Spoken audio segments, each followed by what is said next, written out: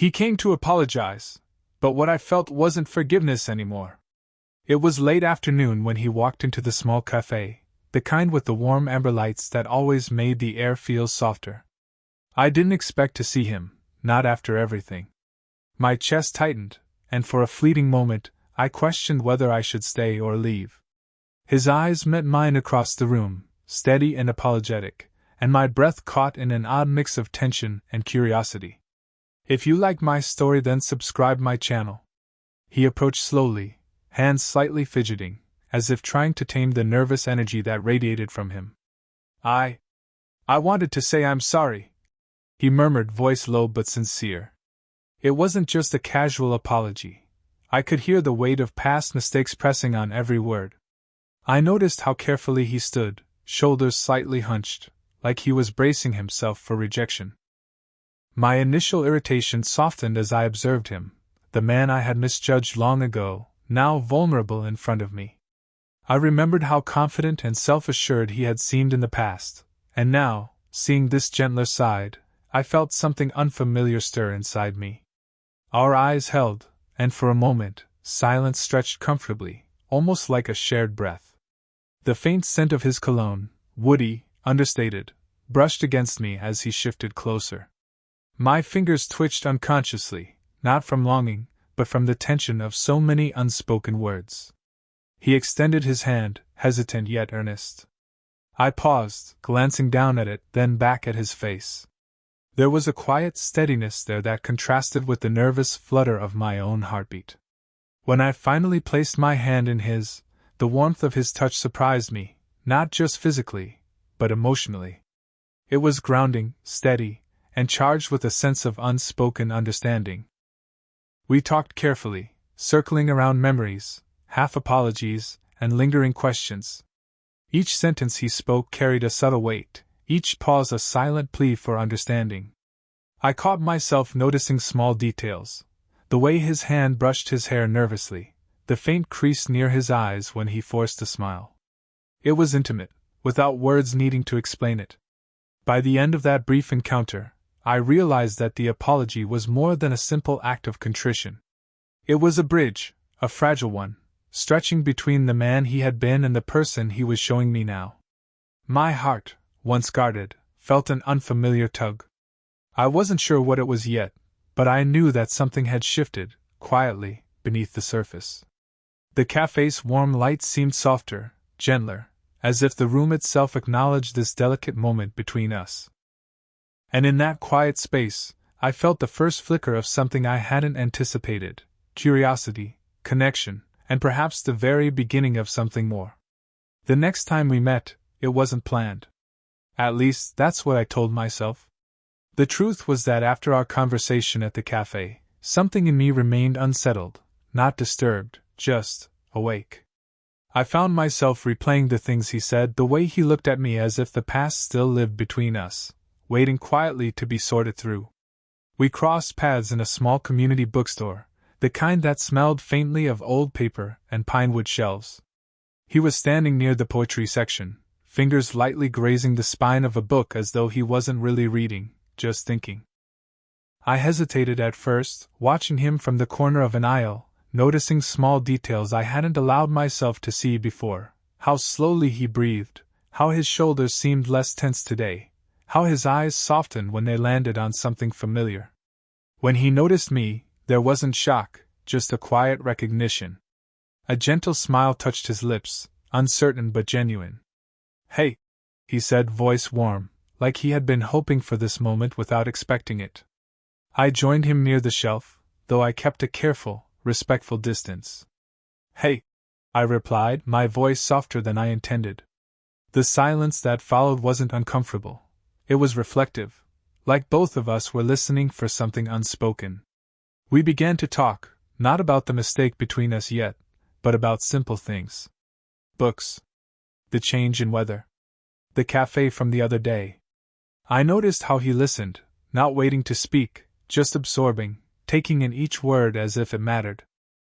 And I realized how rare that kind of attention was. Eventually, the conversation drifted gently toward our past. Not the dramatic parts, but the subtle ones, the assumptions, the misunderstandings, the ways we had both been guarded. He spoke with a quiet regret, not heavy-handed, not dramatic, just honest. "I didn't know how to handle what I felt back then," he admitted.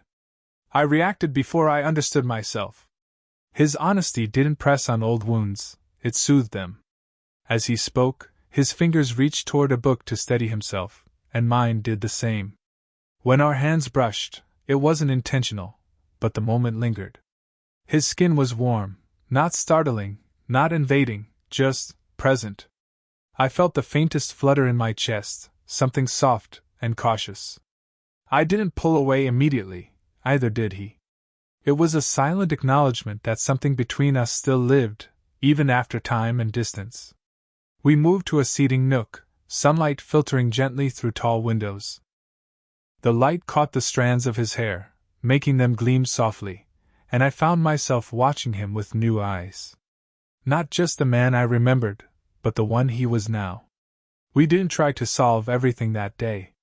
We simply allowed ourselves to be two people with shared history, not defined by it, just shaped by it. And as we stood to leave, our eyes met again, longer this time, holding a quiet question neither of us yet dared to speak. But the story was already unfolding. Slowly. Naturally. And inevitably. In the days that followed, our encounters began to feel less like coincidence, and more like a gentle rhythm forming between us. Not intentional, not arranged, just natural, as if life had quietly decided our paths should cross again. There was no urgency in it, no rush to define what we were. It was simply presence. Familiar. Steady. And yet, charged with a quiet tension that neither of us dared name. I started noticing the small things first, how he carried himself differently now. His steps were slower, not weighed down, but thoughtful. His voice had softened too, like he had learned the value of speaking with care. And then there were the glances, not searching, just lingering. As if we were both studying each other in real time, discovering who we had become since the past. One morning, we found each other again at the café, the same one where he had apologized. Only this time, the air between us was lighter. He smiled when he saw me, not tentative anymore, but warm, like I was someone he was genuinely glad to see. We ended up sitting together near the window. Sunlight filtered through the glass, warm and golden, brushing softly across his face. He took a sip of his coffee, and I noticed a faint tremor in his fingers, not nervous, but alive with unspoken feeling. It made something in my chest stir.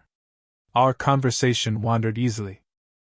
We spoke about music this time, how he listened to soft acoustic songs late at night when the world felt too loud, how I preferred melodies that made me feel held rather than entertained. There was no performance in our exchange, just sincerity, the kind that builds trust without needing declarations. At one point, he leaned slightly closer to emphasize something he was saying, and his shoulder brushed mine. Just lightly. Barely. But the warmth of that small touch lingered. It was innocent, completely appropriate, and yet my breath caught, subtle but undeniable. I didn't move away, and neither did he. Later, we browsed through the local market together, walking slowly, sometimes talking, sometimes quiet. The closeness felt natural. Every so often, our hands would brush while reaching for something. Those moments were small, but they resonated more deeply than any dramatic gesture could have. There was one moment, just a second really, when he reached to move a loose thread from the sleeve of my sweater. His fingers brushed my wrist, not rushed, not hesitant. Just gentle. I felt the warmth of his touch bloom through me, like a quiet pulse moving outward. I looked up, and he was already watching me, not with expectation, but with understanding. The kind of gaze that says, "I feel this too, but I will not rush you." The world around us continued in ordinary rhythm, vendors calling, cups clinking, distant conversations blending into soft background noise. But between us, the air held something delicate and new. Not love. Not yet. But something leaning slowly, undeniably toward it. It happened on a quiet evening, the kind where the world feels softer, slowed down, like it's giving two people room to breathe. We had met after work, without planning to, both drawn to the soft glow of the small park near the river. The city hummed faintly behind us, distant and gentle. The sky was turning a muted shade of blue, with the first stars beginning to appear. We sat on a wooden bench, side by side, not touching but close enough that I could feel the warmth of him. The silence between us wasn't awkward. It was patient, like a door waiting to be opened. He exhaled slowly, looking out over the water. "I used to come here when things got overwhelming," he said, voice calm, but laced with something unspoken. "Back then, I didn't know how to talk about what I was feeling. I thought distance was easier than honesty." His words were quiet, but they carried weight. I felt my chest soften, a small ache forming behind my ribs. I didn't rush to fill the silence. I let him continue. He spoke about his loneliness, not dramatic, not desperate, just human. The kind of loneliness that comes from holding yourself apart, even when you don't fully understand why. He admitted how he had pushed people away without meaning to, how regret had followed him quietly, like a shadow. I listened. Truly listened. And when he finished, I felt something shift in me, a door unlatched. "My life looked different back then too," I said, my voice a little unsteady at first. "I was trying to be everything for everyone. Always strong. Always composed. I didn't allow myself to need anyone. I didn't think I was allowed to." He turned toward me, slowly, his expression softening with the kind of empathy that doesn't need words. The wind swept lightly across the river, and for a moment, all I heard was the rustling of leaves. I felt his presence beside me, steady, grounding, not demanding anything, not expecting anything, just there. I looked down at my hands, resting in my lap, and then felt his hand move closer. Not touching yet. Just near. An invitation, not an assumption. So I let my hand inch closer too. Our fingers brushed, just barely. But the moment was quiet and real and full. Not a dramatic spark, not fireworks, just a gentle, profound awareness of another human being who understood something of my inner world. His thumb moved slightly, tracing the back of my hand with the softest, almost hesitant touch. I felt my breath catch. Not from surprise, but from recognition. We talked more after that. Slowly. Honestly. About fears. About hopes. About the things we never said in the past. The conversation wasn't emotional in a dramatic way. It was emotional in a truthful way. Warm. Patient. Human. By the time the night settled fully, I realized something simple and undeniable. Trust had begun to grow again, not rushed, not forced, quietly, like something rediscovered rather than newly formed. And that, perhaps, was the most intimate thing of all. It was the rain that brought us closer that night, the sudden, heavy downpour that caught us both unprepared. We had been walking along the quiet street near the café, talking about small things, harmless things, like the upcoming season and the way the leaves were slowly beginning to turn. The air smelled like autumn, cool and faintly sweet, and everything about the evening felt unhurried. But then the sky opened. The rain fell in sheets, fast and unexpected, soaking the pavement and sending us running beneath the nearest awning, a narrow shelter outside a closed boutique, dimly lit by a single warm lantern. We stood close, almost pressed together by necessity, our breaths visible in the damp air. His hair was wet, water sliding slowly down his temple. He brushed it back with his hand, laughing softly. The sound wasn't loud or carefree. It was warm, the kind of laugh that comes from being completely present in a moment. I found myself smiling back, my heart beating a little too quickly, though I tried to steady it. For a moment neither of us spoke. The rain was loud, relentless, like the world was urging us to pause and simply feel whatever was unfolding between us. He looked at me, really looked, and something unguarded passed through his eyes. Something I had felt growing, slowly, quietly, ever since that apology in the café. A tenderness that had not existed before, or perhaps had always been there, simply waiting for the right silence to be seen. "You know," he said softly, his voice almost lost beneath the rain. "I didn't expect any of this. I thought I was just coming back to make things right. To give you peace." His gaze lowered briefly. "I didn't realize I was the one searching for it." His words settled into me like warmth spreading through cold hands. I felt my breath catch, but I didn't look away. Instead, I allowed myself to be still, open, unguarded in my own quiet way. The lantern light flickered softly, and he reached toward my coat, fingertips brushing lightly against the fabric near my shoulder. A simple gesture, small, natural, but the closeness of it sent a shiver along my skin.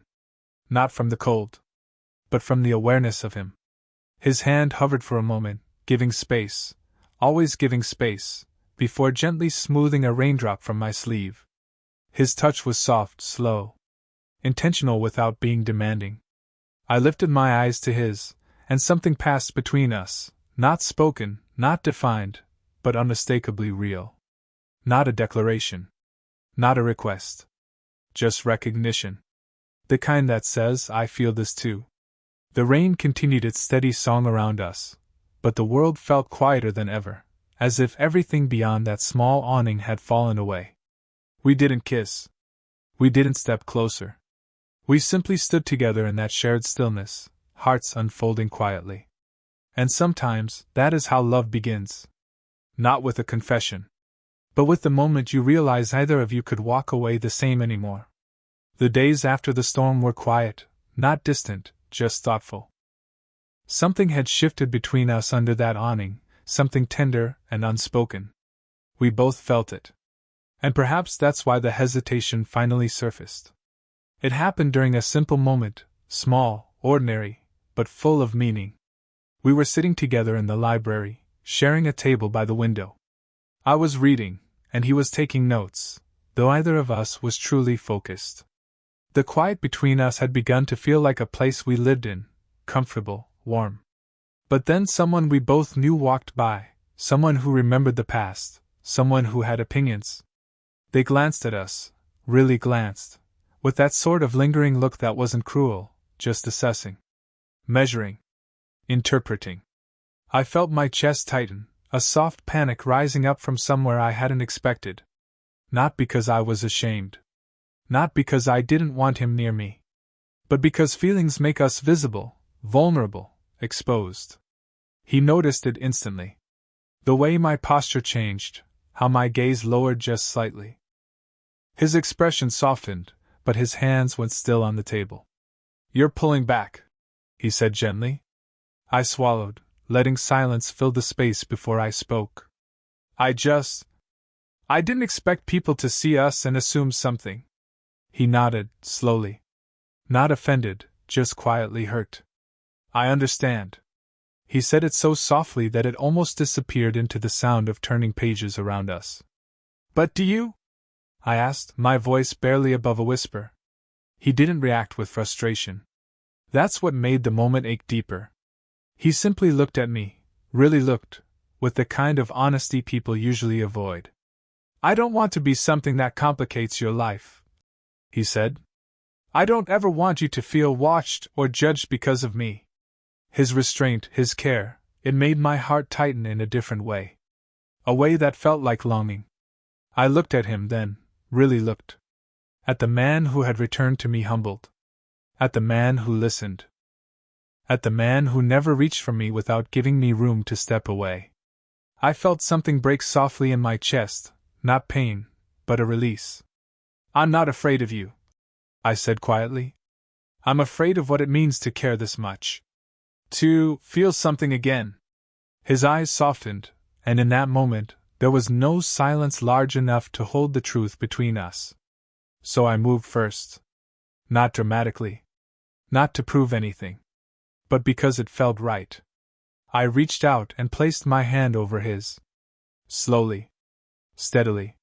My fingers rested lightly, gently, but with intention. He exhaled, a breath that sounded like relief and gratitude woven together. His fingers curled around mine, warm and sure, anchoring me in the moment rather than the fear. We didn't speak after that. We didn't need to. The conflict didn't vanish, but it changed shape. It was no longer a wall. It was something we could carry together. The morning we finally understood what we meant to one another was quiet. Not dramatic, not marked by any grand gesture, just soft light, warm air, and a peace that felt earned. We met at the park again, the same bench by the river where we had opened our hearts to each other not long ago. The trees swayed gently overhead, leaves shifting in the breeze like a slow exhale. The world felt unhurried, offering us space to simply be. He was already there when I arrived, his hands tucked loosely in his coat pockets, watching the water move in easy ripples. When he turned and saw me, his expression wasn't eager or nervous, it was calm. A steady, quiet happiness. As if just seeing me there was enough. I sat beside him, close enough that our arms nearly touched. The familiar warmth of him settled into the air between us, gentle and grounding. We didn't speak for a while. Silence had become something comfortable for us, not something to fill, but something to share. Finally, he spoke. I don't want to rush anything. Or assume anything. I just want to be here with you. Wherever that leads. His voice was soft, not timid, not unsure, just sincere. I felt the words settle into me like sunlight warming chilled skin.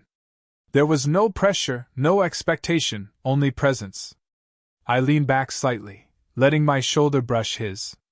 The contact was subtle, but it carried meaning. I don't want to run anymore, I said quietly. Not from this. Not from you. He didn't move quickly, didn't use the moment to pull me close or turn it into something larger than it was. Instead, he simply let his hand slide to where mine rested on the bench. His fingers touched first, lightly, a question. I answered by turning my hand and threading my fingers with his.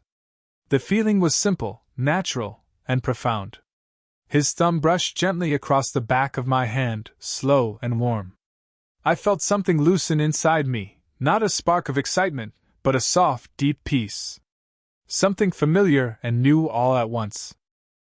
We talked then, not about fear or regret, but about small things we wanted to share, books, walks, quiet evenings. A future not defined by labels or expectations, but by presence and choice. By two people willing to meet each other where they are.